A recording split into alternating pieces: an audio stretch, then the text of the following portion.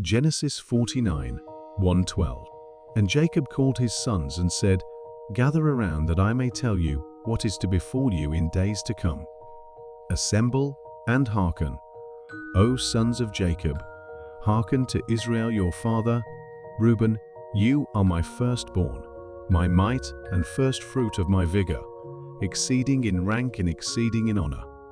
Unstable as water, you shall excel no longer, for when you mounted your father's bed, you brought disgrace my couch, he mounted. Simeon and Levi are a pair, their weapons are tools of lawlessness. Let not my person be included in their council. Let not my being be counted in their assembly. For when angry they slay men, and when pleased they maim oxen. Cursed be their anger so fierce, and their wrath so relentless. I will divide them in Jacob, scatter them in Israel. Judah, you shall be your brother's praise. Your hand shall be on the nape of your foes.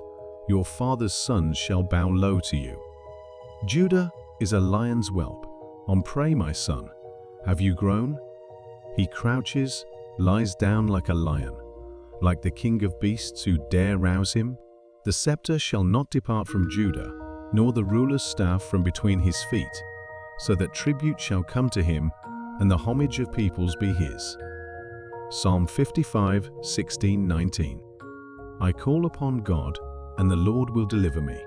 Evening, morning, and noon I complain and moan, and he hears my voice. He redeems me unharmed from the battle waged against me, though many oppose me. God, who is enthroned of old, will hear and humble them, Selah. For they never change, and they have no fear of God. Proverbs 18, 1. Whoever isolates himself seeks his own desire. He breaks out against all sound judgment. Matthew 23, 39. Woe to you, scribes and Pharisees, hypocrites! For you tithe mint and dill and cumin, and have neglected the weightier matters of the law, justice and mercy and faithfulness. These you ought to have done, without neglecting the others. You blind guides, straining out a gnat and swallowing a camel. Woe to you, scribes and Pharisees, hypocrites! For you clean the outside of the cup and the plate, but inside they are full of greed and self-indulgence. You blind Pharisee! First clean the inside of the cup and the plate, that the outside also may be clean. Woe to you, scribes and Pharisees, hypocrites! For you are like whitewashed tombs, which outwardly appear beautiful, but within are full of dead people's bones and all uncleanness. So you also outwardly appear righteous to others, but within you are full of hypocrisy and lawlessness. Woe to you, scribes and Pharisees, hypocrites! For you build the tombs of the prophets and decorate the monuments of the righteous, saying, If we had lived in the days of our fathers, we would not have taken part with them in shedding the blood of the prophets. Thus you witness against yourselves that you are sons of those who murdered the prophets. Fill up then the measure of your fathers. You serpents, you brood of vipers, how are you to escape being sentenced to hell?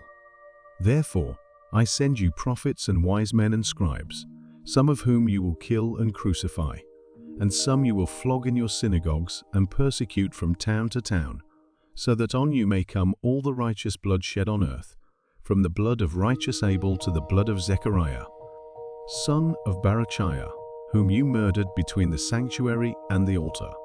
Truly, I say to you, all these things will come upon this generation. O Jerusalem, Jerusalem, the city that kills the prophets and stones those who are sent to it. How often would I have gathered your children together, as a hen gathers her brood under her wings, and you were not willing? See, your house is left to you desolate. For I tell you, you will not see me again, until you say, Blessed is he who comes in the name of the Lord. Mark 12, 41-44. And he sat down opposite the treasury, and watched the people putting money into the offering box. Many rich people put in large sums, and a poor widow came and put in 2 small copper coins, which make a penny. And he called his disciples to him, and said to them, "Truly, I say to you, this poor widow has put in more than all those who are contributing to the offering box. For they all contributed out of their abundance, but she, out of her poverty, has put in everything she had, all she had to live on." Luke 21:1-4. Jesus looked up and saw the rich putting their gifts into the offering box, and he saw a poor widow put in 2 small copper coins. And he said, "Truly, I tell you, this poor widow has put in more than all of them. For they all contributed out of their abundance, but she, out of her poverty, put in all she had to live on."